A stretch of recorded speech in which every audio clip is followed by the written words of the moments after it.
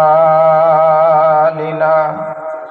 من يهده الله فلا مضل له ومن يضلله فلا هادي له وأشهد أن لا إله إلا الله وحده لا شريك له وأشهد أن محمدا عبده ورسوله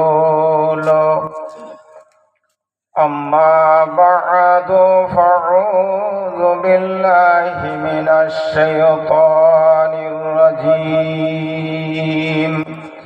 بسم الله الرحمن الرحيم وإذا سألك عبادي عني فإني قريب أجيب الدعوة الداعي إذا دعان فليستجيبوا لي وليؤمنوا بي لعلهم يرشدون بسم الله الرحمن الرحيم قل هل يستوي الذين يعلمون والذين لا يعلمون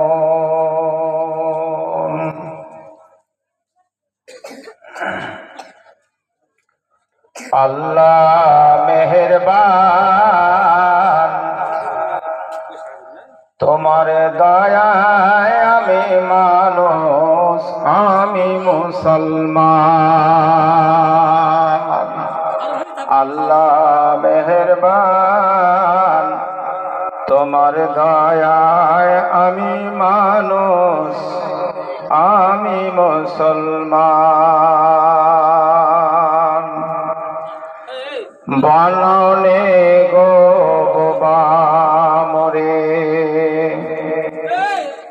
দেখার জন্য চক্ষু দিলে শোনার জন্য কান তোমার দয়ায় আমি মানুষ আমি মুসলমান শুধু মরে মানুষ করে দাওনি খোঁছেড়ে ঈমান ইসলাম দিয়ে ধন্য করিয়াছ মরে পথের দিশা দিলেন রসুল দিলে পাক কোরআন তোমার দয়ায় আমি মানুষ আমি মুসলমান আল্লাহ মেহেরবান তোমার দয়ায় আমি মানুষ আমি মুসলমান আজকের জলসার শরদীয় সভাপতি সাহেব সম্মানিত উলামায়ে কিরাম সামনে বসে থাকা দিনদার ইমানদার শ্রোতা মণ্ডলী পর্দার আড়ালের মা ও বোনেরা সমস্ত তারিফ প্রশংসা আল্লাহর জন্য যে আল্লাহ পাক এই পবিত্র রমজান মাসে আমাদেরকে বিভিন্ন জায়গা গ্রাম নির্বিশেষে এই মাজলিসে বসে কোরআন ও হাদিসের কথা শ্রবণ করার সুযোগ বা তৌফিক বানিয়ে দিয়েছেন সকল পড়ুন আলহামদুলিল্লাহ অধিপর আখির নবী তাজদারে মাদানী জনাব মুহাম্মদুর রাসূলুল্লাহ সাল্লাল্লাহু তাআলা আলাইহি ওয়াসাল্লামের প্রতি কোটি কোটি দরুদ ও সালাম অবতীর্ণ হোক আল্লাহুম্মা সাল্লি আলাইহি আল্লাহুম্মা বারিক আলাইহি আজকে আপনাদের সম্মুখে যে টপিক যে বিষয় নিয়ে আলোচনা করব সেটা একেবারে নতুন এর মানে এর আগে এই বিষয়টা আমি আলোচনা করিনি আর মনে হয় আপনাদের শোনাও নাই বিষয়টা হবে দুয়ার দাম আছে এই যে মোনাজাত দোয়া আমরা করি এর দাম আছে কোরআন ও হাদিসের আলোকে ইনশাআল্লাহুল আজিজ এই সম্পর্কে আলোচনা করব ইনশাআল্লাহ ওয়া মা তৌফিকি ইল্লা বিল্লাহ। দোয়া শব্দের মানে হচ্ছে ডাকা।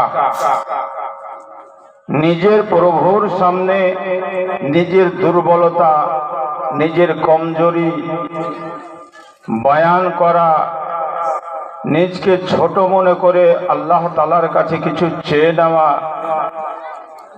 নিজের দুঃখের কথা আল্লাহর সামনে বয়ান করা, সেই সমস্ত আরোগ্য অসুখ হয়ে গেছে আল্লাহর কাছে শেফা চাহা, এরই নাম হচ্ছে দোয়া।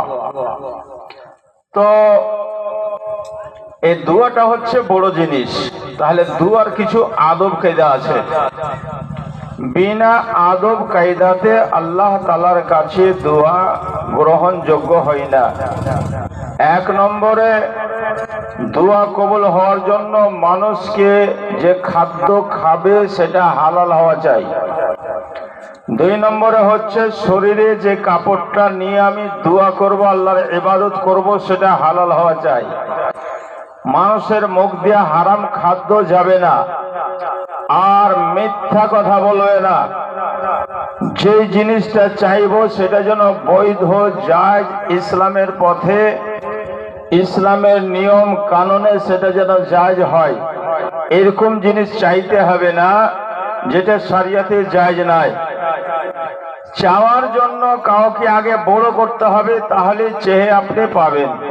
হঠাৎ যদি কোনো লোকের কাছে গিয়ে বলেন যে আমাকে 10,000 টাকা দেন, দেবে না। প্রথমে যাওয়ার প্রশংসা কিছু করতে হবে। ভাই আপনি ভালো লোক, গ্রামে আপনার নাম আছে, এলাকায় নাম আছে, খানদান আপনার ভালো, পড়ালেখা লোক খুবই আপনার নাম করছে। ওকে একটু যখন ফুল আইলেন তখন কি বলছেন ভাই, বলে টাকা 10,000 লাগবে, নিয়ে যান, দিয়ে দিবে। হঠাৎ যে দিবে না।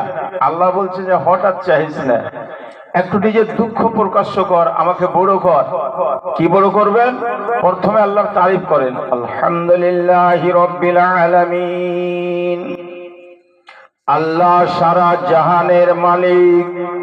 আল্লাহ তুমি দয়ালু দাতা, তুমি রহমান, তুমি রহিম। আল্লাহুম্মা আনতাল গানি ওয়া নাহানুল ফুকারা। আপনি ধনী হন বা গরিব হন, আল্লাহকে বলতে হবে আল্লাহ তুমি সব থেকে বড় ধনী, আর আমরা হচ্ছি সব থেকে বড় ফকির। মানুষ হলো ফকির আর আল্লাহ হচ্ছেন ধনী। এই কথা প্রথমে বলতে হবে। নিজ মানুষকে নিজের ভুলটা স্বীকার করতে হবে।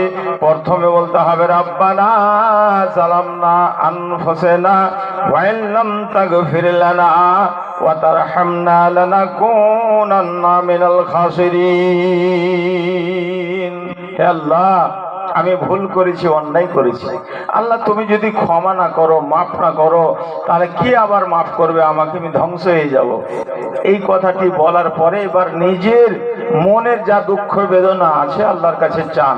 আরবি জানেন না, বাংলাতে বলেন, আল্লাহ বাংলা ভাষায় আপনার কবুল করে নিবে।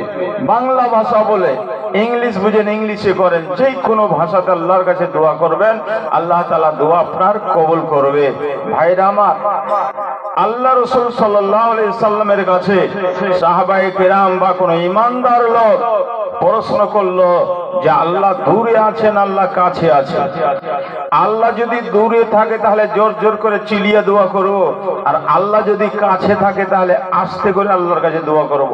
তখনই আল্লাহ পাক এই আয়াতটাকে নাজিল করলেন, ওয়া ইযা সাআলাকা ইবাদি আন্নি ফাইন্নি করিবুন উজিবু দাওয়াতাদ দাঈ ইযা দাআন।